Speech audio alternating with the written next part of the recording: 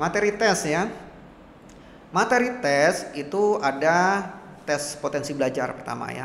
Tes potensi belajar ini mirip-mirip tes psikotes ya, tes psikotes. Nah, durasinya ini 90 menit untuk tes psikotes.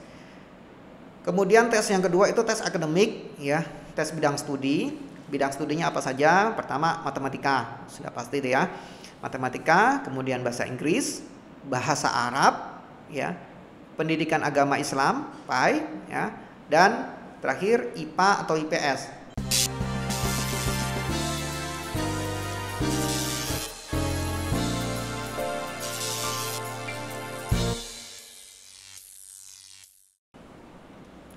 Assalamualaikum warahmatullahi wabarakatuh. Halo semuanya, kembali lagi di Man Insan Cendekia Bangka Tengah Podcast bersama saya Muhammad Hafiz Al-Farid.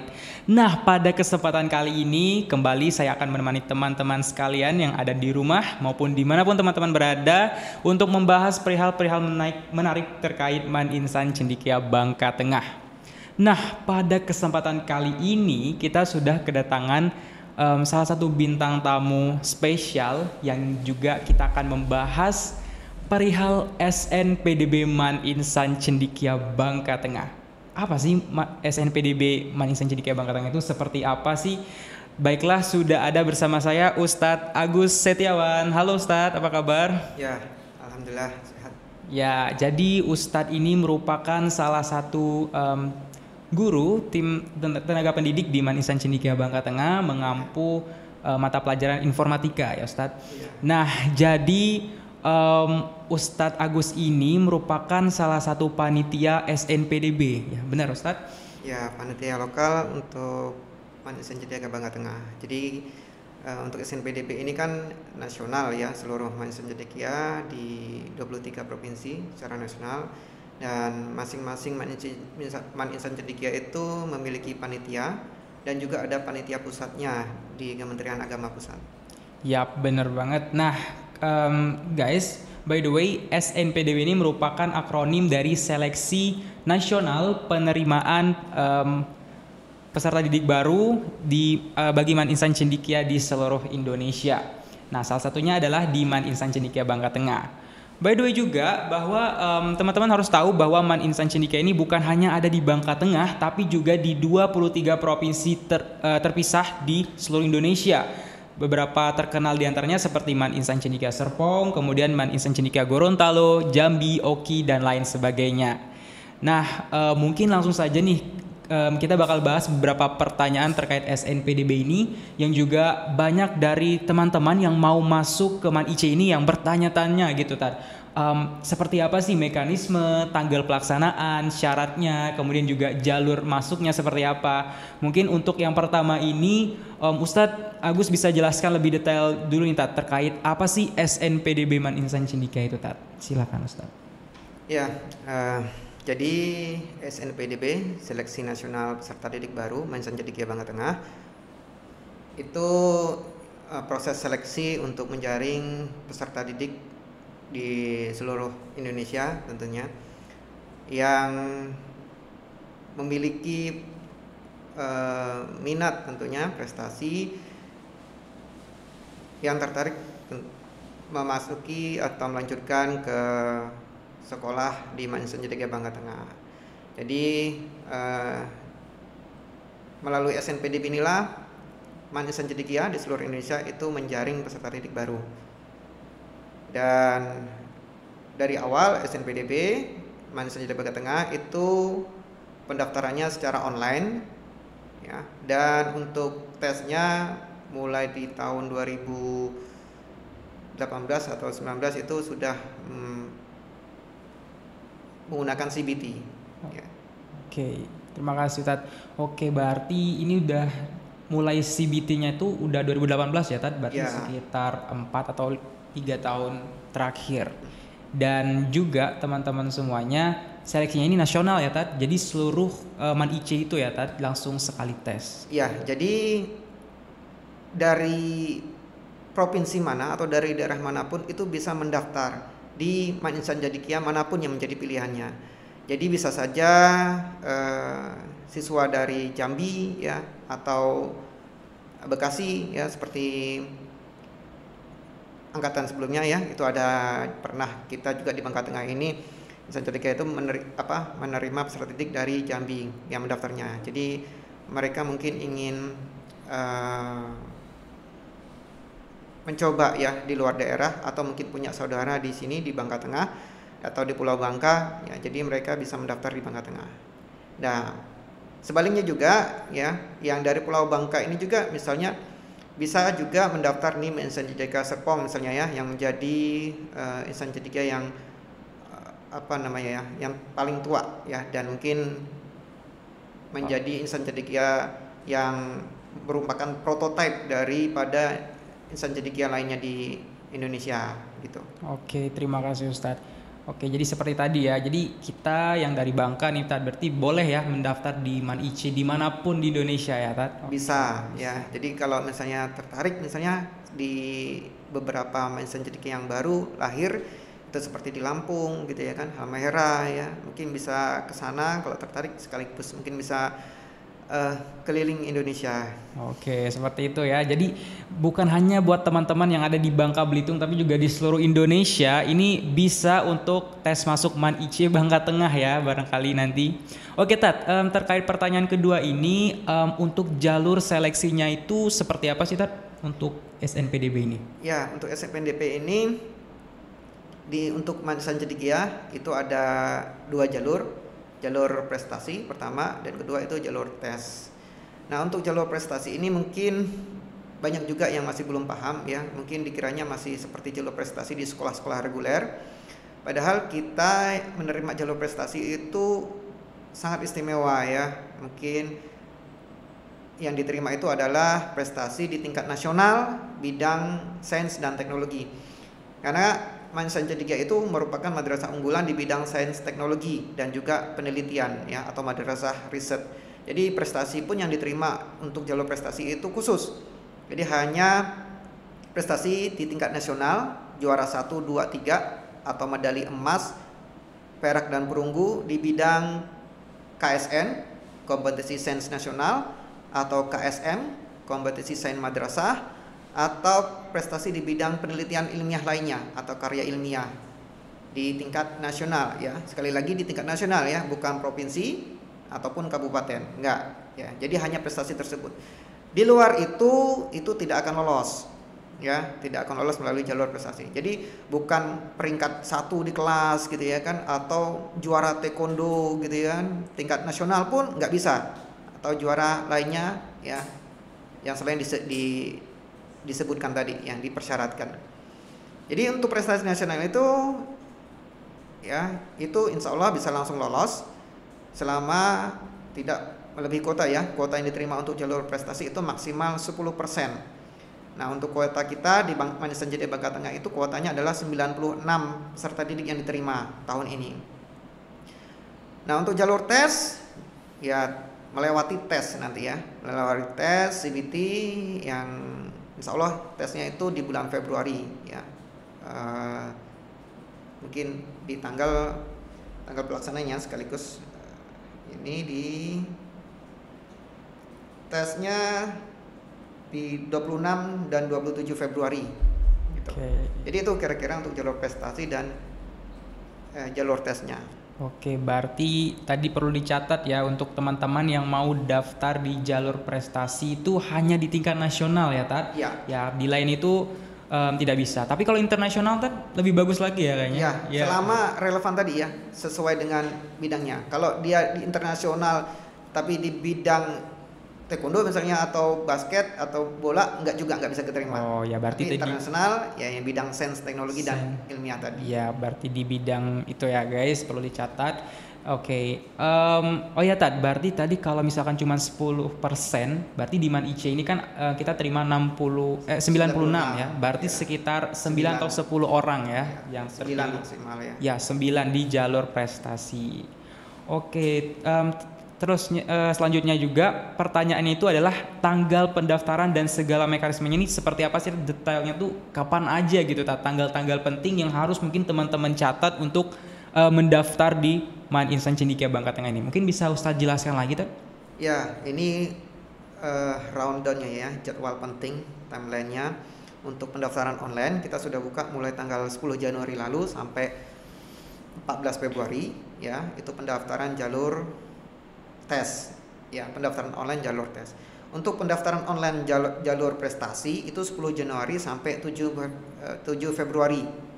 Jadi ini untuk jalur tes masa pendaftarannya lebih cepat ya, hanya sampai 7 Februari. Kenapa?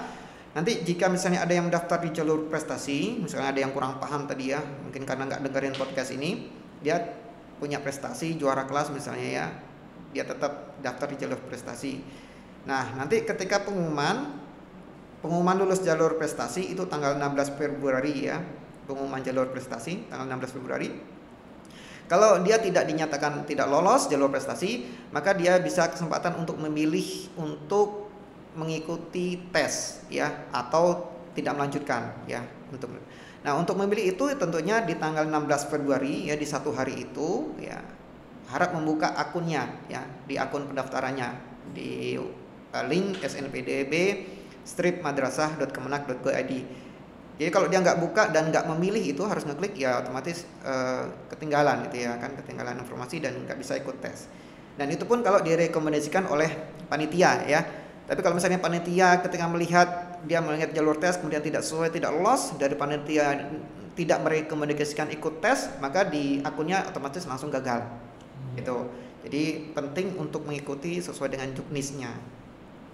Nah untuk seleksi berkas itu mulai tanggal 11 Januari sampai 18 Februari untuk seleksi berkas. Nah untuk seleksi berkas ini penting juga ya bagi pendaftar untuk mengupload berkas sesuai dengan juknisnya. Nanti mungkin kita bahas di sesi berikutnya untuk berkas ya. Kemudian pengumuman peserta CBT. Pengumuman peserta CBT ini untuk mengumumkan peserta ya, pendaftar yang lolos seleksi berkas. Jadi yang lolos seleksi berkas otomatis akan menjadi peserta CBT ya. Yang tidak lolos itu umumnya ada dua hal. Yang pertama sekali itu melebihi kuota dari sekolah asal. Nah yang sering terjadi nih untuk kalau di Bangka, di Kepulauan Bangka Belitung itu dari Bahrul Ulum ya, dari Bahrul Ulum ini Sungai Liat ini atau Islamic Center ini biasanya peminatnya pendaftarnya banyak, sedangkan rombelnya hanya di bawah 5 kalau tidak salah, jadi maksimal 30 pendaftar kalau tidak salah ya. Jadi kalau melebihi kuota otomatis tidak bisa lolos berkas ya, atau tidak bisa menjadi peserta CBT karena dibatasi tadi dari sekolah asal saja kita sudah membatasi. Jadi maka penting ini nanti di berkas ya itu ada surat rekomendasi, maka penting itu surat rekomendasi dibuatkan secara kolektif. Jadi selain membantu panitia seleksi berkas itu untuk memudahkan dalam seleksi berkas, panitia juga melihat itu kan ada urutan dari 1 sampai ke bawah ya, yang menjadi prioritas mana yang direkomendasikan. Kalau di luar itu, kalau misalnya bikin surat rekomendasi, tentunya akan dilihat dari nilai raport ya. Pendaftar kan akan menginput nilai raport di pendaftaran online-nya. Kemudian sebelum CBT itu ada uji coba. Uji coba CBT itu di tanggal 23 sampai 24 Februari. Ya. Tadi pengumuman peserta CBT tanggal 21 Februari ya. Jadi tanggal 21 Februari silakan cek kembali, login ke akun SNPDB-nya ya, cek apakah lolos seleksi berkas ya. Kemudian download kartu tesnya, kartu tes CBT-nya. Kartu tes CBT ini penting ya.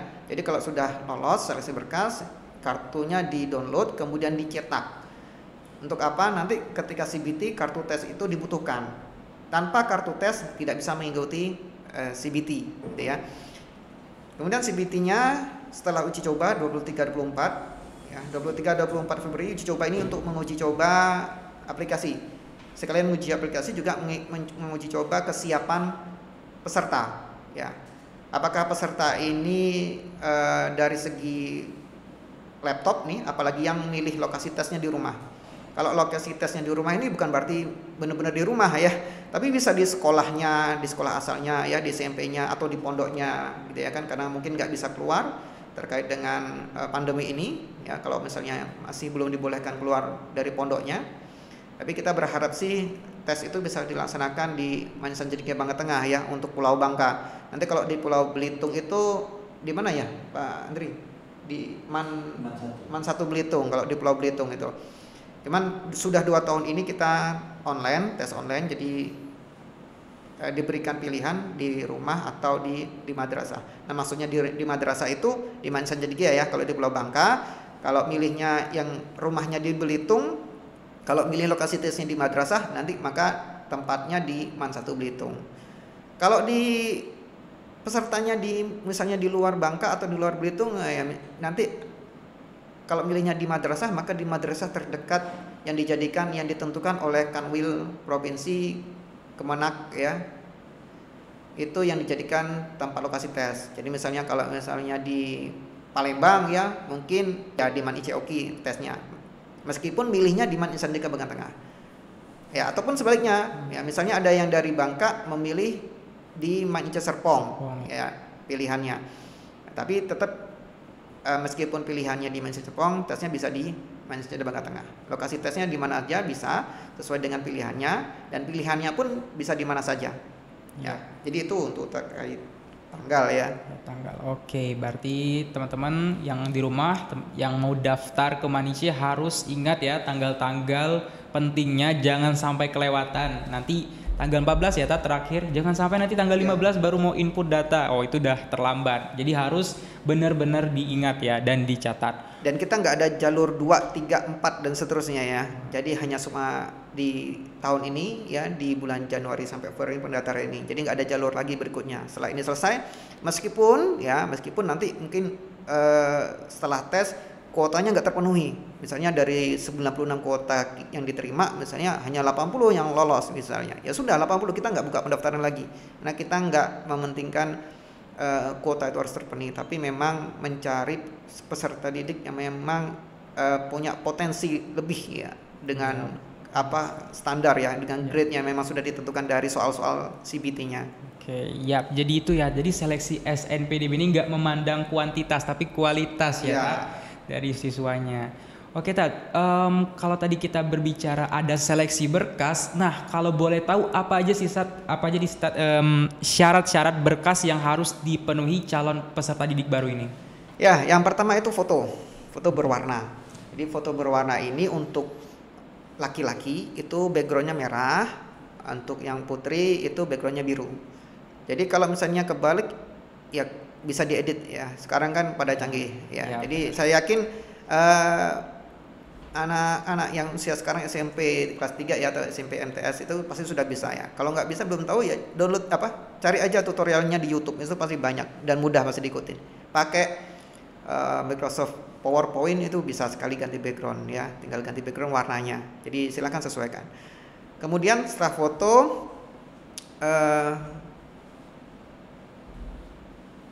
surat rekomendasi tadi ya, surat rekomendasi itu dalam bentuk PDF ya. Kalau bisa kolektif, kalau tidak bisa yang memang sudah terlanjur karena sekolahnya misalnya sudah mau daftar duluan ya, kan kadang ada yang pengen daftar duluan, sekolahnya belum punya nama-nama siswa siapa saja yang mau daftar Man IC gitu kan. Kalau mau nunggu kan mungkin kelamaan, sedangkan dia terlalu bersemangat, minta surat rekomendasi dulu, mau daftar dulu, oke nggak masalah gitu ya kan. Jadi insya Allah masih bisa diterima. Nah setelah surat rekomendasi, kemudian akte kelahiran ya, akte lahir itu di scan saja, di foto pakai HP semuanya bisa kan. Kemudian rapot. Nah rapot ini yang sering salah nih Hafiz nih ya. Gimana tak? Jadi rapot itu kan semester 3, 4, 5. Jadi semester 3, 4, 5. Semester 3 itu masuknya kelas 2 atau kelas 7 ya. Semester 1. Kemudian semester 4 itu masuknya kelas 2, semester 2 ya, semester genap ya. Jadi semester 3 itu kelas 2 semester ganjil, semester 4 itu masuknya kelas 2 semester genap, dan semester 5 itu kelas 3 semester ganjil. Nah rapot itu di scan menjadi satu file. Ada yang beda-beda file. Jadi kalau beda-beda file diupload, yang masuk itu hanya file yang pertama ya, yang kebanyakan mungkin yang semester 3-nya saja yang masuk. Nah tapi di scan-nya jadi satu file ya, jadi satu file PDF. Nah kalau kebanyakan ya kan rapot itu kan banyak ya habis ya, ada halaman deskripsi pengetahuan umum, nilai pengetahuan ya, keterampilan, kemudian kompetensi sikap sikap sosial ya. Dan ambil saja nilai pengetahuan. Ya, ambil saja nilai pengetahuan ya, nilai keterampilannya nggak usah, nilai pengetahuan semester 3, nilai pengetahuan semester 4 dan nilai pengetahuan semester 5. Ingat ya, kalau fotokopi harus dilegalisir. Kalau raportnya asli silahkan saja. Kan sekarang bisa langsung difoto ya, di scan ke PDF jadi satu file. Dan ini ada batas besar file, maksimum file itu kurang lebih kalau tidak salah berapa ya kemarin 300 KB ya kalau nggak salah, ada di Juknis. Jadi kalau sudah tiga semester saja nilai pengetahuan, saya yakin nggak akan lebih dari besar file yang dibatasi. Gitu. Setelah rapot, apa lagi ya Pak ya? Udah kayaknya. Kayaknya udah itu aja, Tat. Oke, jadi jangan lupa teman-teman diingat bahwa tadi foto, surat rekomendasi dan juga raport semester 3, 5 dan 4. Dan juga karena pendaftarannya online, maka semua berkas ini harus berbentuk file elektronik ya, Tat? Iya. Berbentuk soft file. Jadi untuk surat rekomendasi dan raport tadi itu harus berupa PDF. Dan juga untuk nilai raportnya itu ambil nilai pengetahuannya saja ya, Tat? Iya. Oke. Baik, tadi kalau kita berbicara tentang berkas, selanjutnya ada lagi yang banyak bertanya kita terkait kuota penerimaan siswanya. By the way, kita kan punya 2 jurusan nih, Tat, IPA dan IPS. Nah, itu seperti apa sih, Tat, mekanisme pembagiannya? Apakah ada pemerataan di situ ataukah detailnya seperti apa? Mungkin bisa Ustadz sampaikan. Ya, nah ini tak kalah pentingnya. Dan mungkin tips bagi yang memang pengen masuk ke Man-Insan Cendekia. Ya.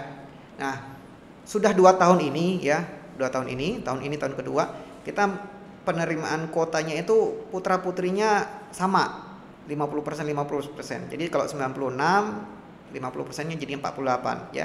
Jadi 48 laki-laki ya dan 48 perempuan. Dan 48 IPA, 48 IPS. Nah, udah 2 tahun kedua ini kita mengaturnya seperti itu. Untuk terkait jenis kelamin ya mungkin karena pengaturan asrama ya biar imbang juga ya. Mungkin kalau nunggu asrama yang baru itu jadi mungkin kita masih bisa fleksibel lagi ya, tergantung grade yang lolos ya, nggak memandang jenis kelamin.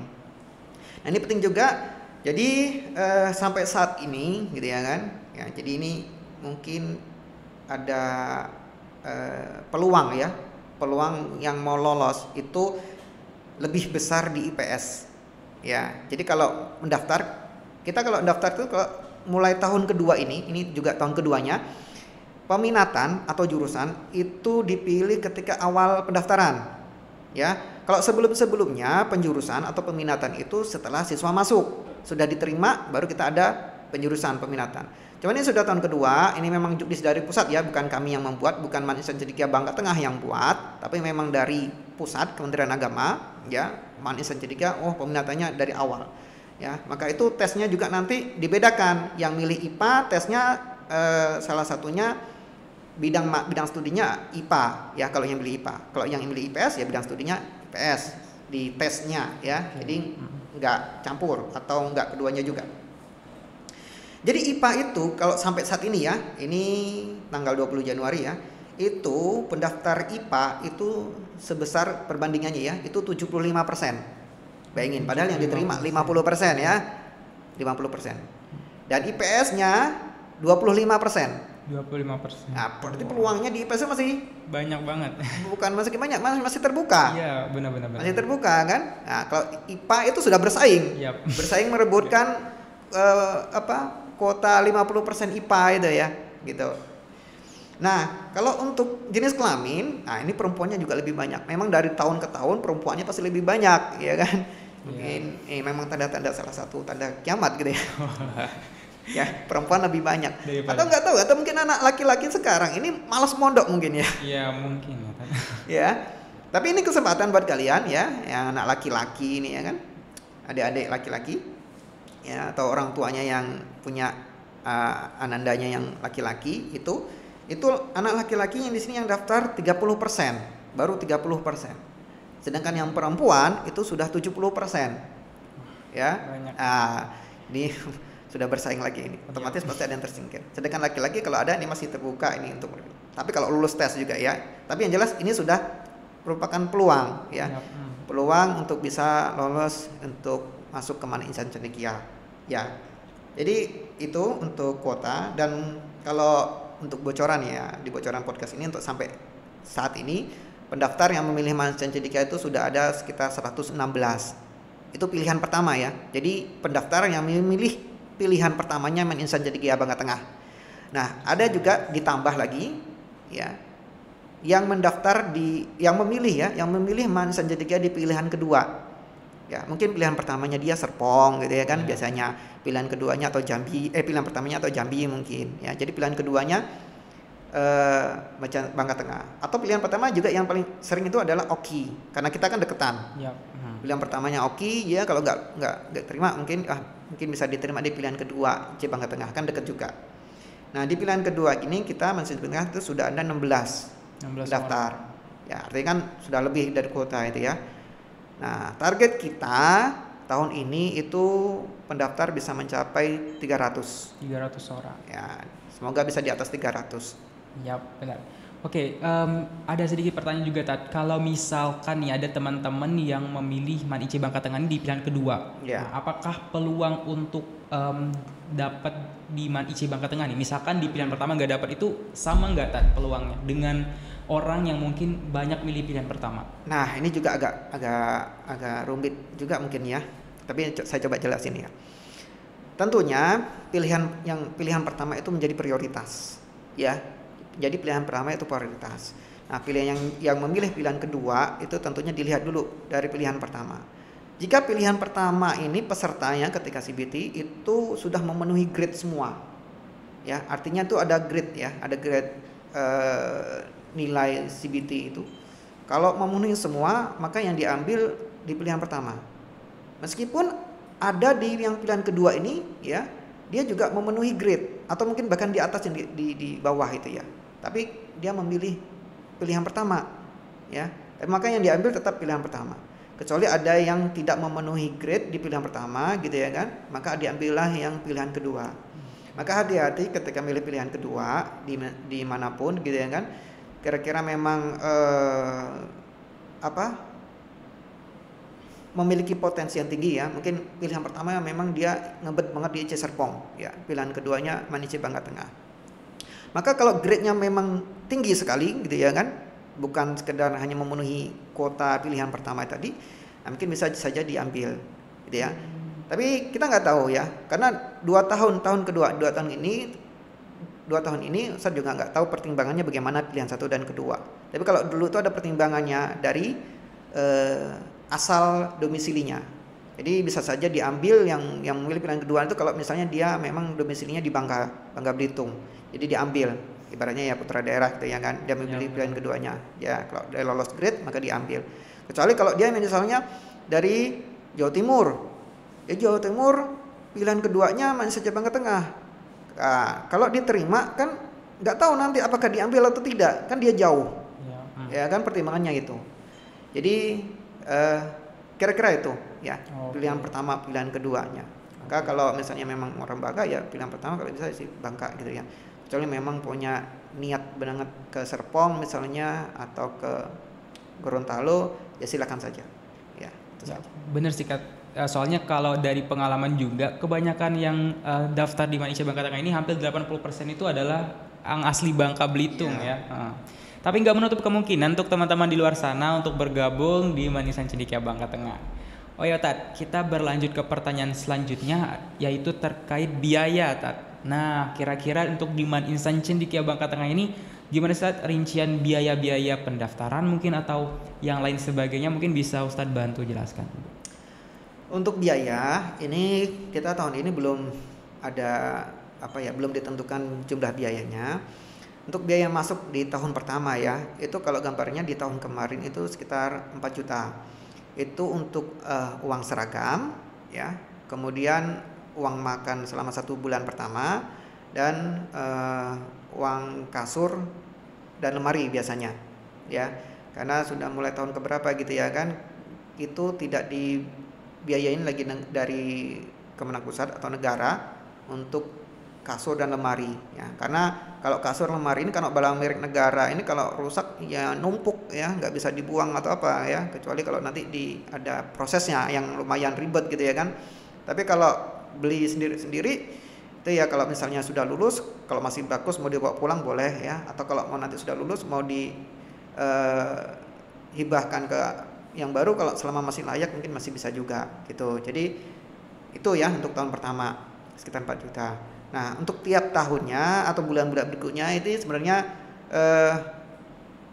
cukup terjangkau lah ya untuk sekolah unggulan seperti ini, seperti kita ini. Hanya uang komite saja yang tidak terlalu besar ya, kalau nggak salah 150 ya per bulan ya, 150.000, dan uang makan yang sekitar ya 900.000 lah, 1 juta gitu tiap bulannya untuk uang makan ya. Sekali lagi untuk uang makan Ananda ya, atau anak bapak ibu yang nggak mungkin di sini nggak makan juga karena kan mondok. Yeah. Gitu. Jadi untuk sekolah nggak ada, gratis, semuanya sudah dibayar dengan fasilitas yang wah gitu ya kan. Gedung-gedungnya sudah bagus semua, tinggal semua insya Allah ya seperti podcast ini ya kan, fasilitasnya luar biasa itu ya, ini kamera, lighting dan sebagainya lah ya, AC juga udah dingin nih di sini. Wah benar banget Ustaz. Oke, terima kasih. Jadi itu ya Tat, teman-teman ya, terkait dengan biayanya. Jadi ini juga karena sekolah negeri ya Tat, mungkin Ya. karena tidak ada pungutan yang lain-lain sebagainya. Intinya cuman per bulan tuh bayar uang makan dan komite saja. Ya, itu kan kembali lagi ke siswanya ya. Jadi nggak ada untuk gedung, nggak ada, semuanya dibiayai negara. Gedung itu kan dirawat dari dana negara, juga dirawat, perawatannya juga pakai uang negara juga. Yap, benar banget. Jadi saya rasa juga ini adalah madrasah yang pas ya buat teman-teman semuanya. Oke, ada pertanyaan terakhir nih Tat. Dan ini mungkin adalah pertanyaan yang paling ditunggu-tunggu teman-teman sekalian terkait dengan materi tes CBT-nya nanti Ustaz. Nah, mungkin bisa Ustaz jelaskan lagi Tat, detailnya seperti apa? Ya, sebelum ke materi tes, tadi masalah biaya juga ya. Mungkin ada yang dari keluarga kurang mampu ya secara ekonomi. Ya, silakan saja mendaftar. Ketika mendaftar lengkapi dengan KIP ya, kartu Indonesia Pintar. Kartu Indonesia Pintar. Atau kalau belum punya, kalau bisa sih segera diurus ya, mumpung pendaftaran masih Ya. ada waktunya ini ya, karena penting KIP itu. Kalau nggak punya KIP itu susah kita ngurusnya. Itu kan ada beasiswa, nanti lumayan lah bisa untuk membayar uang makannya. Jadi silakan dilengkapi di pendaftarannya dengan KIP. Kalau nggak ada ya surat keterangan tidak mampu ya, buat saja ke perangkat desa ya, untuk dilengkapi. Kalau nggak dilengkapin berarti dianggap mampu nanti ya, karena kan secara data terlihat tidak melengkapi KIP atau surat keterangan tidak mampu tadi. Jadi pernah kejadian kita kan, Ustadz udah tahu ya namanya siapa, dilihat di data nggak ada keterangan ya, keterangan tidak mampu, KIP nggak punya juga. Tiba-tiba protes orang tuanya, kenapa anaknya nggak dapat bantuan, gitu ya, nggak dapat beasiswa, kan datanya nggak ada, ditanya KIP juga nggak punya, gitu ya kan. Jadi gimana mau protes ya, kecuali kalau punya KIP mengajukan silakan, gitu. Ditanya juga, pernah ditanya ke siswanya mungkin malu atau apa ya, jadi nggak kedata. Maka sekali lagi ya, bukan karena untuk orang-orang yang mampu juga ya. Jadi Insan Cedika juga dimanapun berada itu memberikan keringanan beasiswa ya, syaratnya itu juga harus terpenuhi gitu. Oke, peminatnya pasti lebih banyak ya. Sudah disampaikan tadi sudah 70%, artinya sudah lebih melebihi kuota, berarti sudah punya saingan. Nah, maka kalau sudah ikut psikotes di luar sana, misalnya ternyata memang IPS, ya sudah ikut saja IPS ya, lebih. Karena kan peminatan ditentukan di awal tadi. Jadi jangan sampai memaksakan ya, sudah memang benar pengen masuk ke IC, juga pengen ke IPA, tapi ternyata secara tes dia misalnya di psikotesnya dia minatnya ke IPS, lebih cenderung ke IPS ya. Kalau dia daftar ke IPS, seandainya daftar ke IPS mungkin dia bisa lolos dan cocok dengan minatnya ya. Jadi kadang ngalahin ego gitu ya, padahal minatnya enggak di IPA gitu. Jadi lebih persiapannya mungkin lebih bijaksananya Bapak Ibu bisa mengikuti anaknya untuk ikut psikotes, mana yang bisa pas untuk peminatannya, jurusannya IPA atau IPS. Jadi itu ya habis ya. Untuk soal-soal mungkin ya belajar lah ya. Mungkin yang dari SMP yang bertanya, waduh ada bahasa Arab gitu ya kan. Hafiz dari SMP? Ya dari SMP juga. Dari SMP juga. Jadi jangan khawatir. Intinya yang menjadi bobot penting itu di TPB ya. Kemudian kalau di tes akademik itu di matematika dan IPA atau IPS-nya sesuai jurusannya. Itu bobot yang paling penting gitu ya kan. Yang paling menentukan. Jadi jangan stres. Ada yang saat pernah dengar cerita ya kan, orang tuanya ngelesin anaknya bahasa Arab gitu kan. Bagus sih ya, bagus. Cuman harus tahu juga porsinya ya. Jadi jangan sampai ngejar bahasa Arabnya tapi yang lainnya jadi malah ketinggalan gitu ya kan. Mungkin lebih enak mungkin belajar bahasa Arab ya,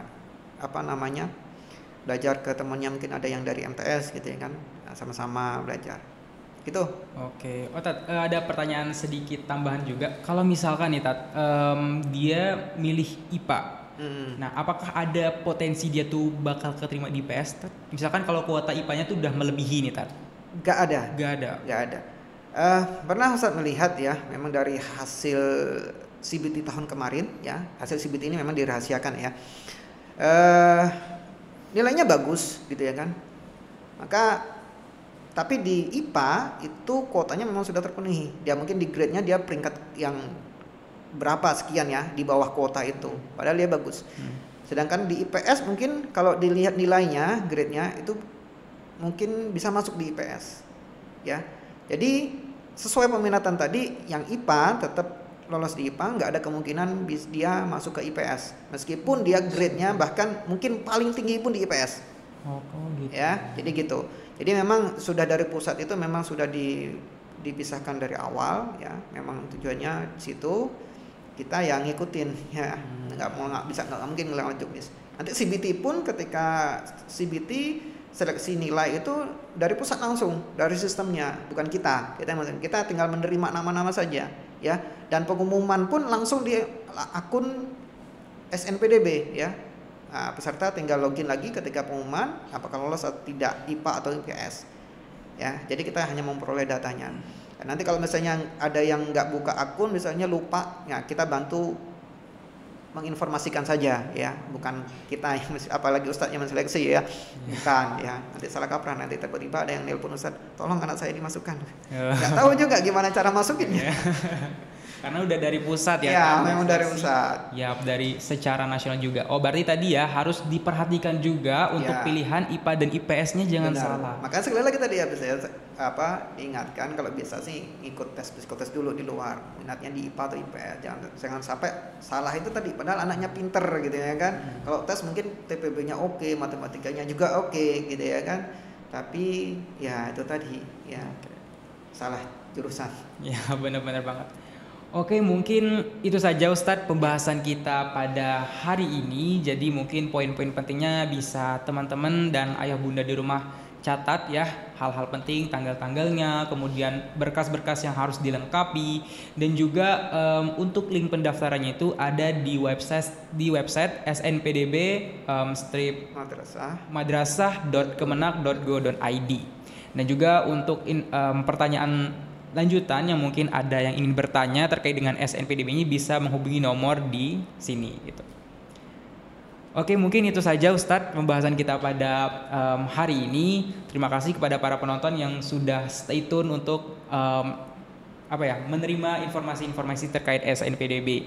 Kami di sini juga mendoakan semoga teman-teman adik-adik sekalian yang ingin mendaftarkan ke Man Insan Cendekia Bangka Tengah maupun Man Insan Cendekia di seluruh Indonesia dapat diterima dan menjadi bagian dari keluarga Insan Cendekia. Oke, sekian mungkin dari kami. Terima kasih sekali lagi. Saya tutup. Wassalamualaikum warahmatullahi wabarakatuh.